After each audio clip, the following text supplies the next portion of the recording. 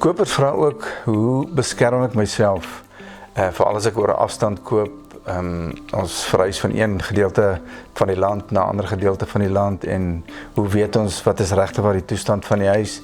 Nou, daar is 'n paar maniere om dit te hanteer. In die eerste plek, maak seker dat die agent met wie jy werk 'n Property Conditions Report, of wat ons noem 'n Seller's Declaration gekry het. Dit is nou wetlik afdwingbaar. Elke agent moet dit doen sodra hulle 'n eiendom op hulle boeke plaas.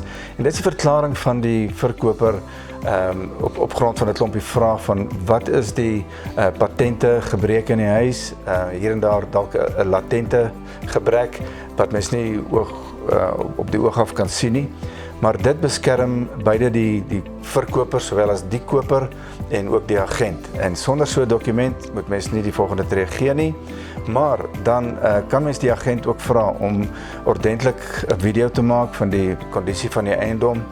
Maar die beste sal wees om self te kom kyk. Die agente probeer alles optel wat hulle kan en probeer dit neerpen ook op daardie selfde verklaring. Maar jy as koper wat 'n paar miljoen rand moet uithaal, is welkom om in die dak te kom klim, om alles te vra wat jy wil vra, om regtig 'n goeie, amper 'n DEKRA inspeksie te kom doen op die plek waar jy jou geld gaan spandeer. Daarna is almal veilig en behoort ons geen hofsaake te hê nie.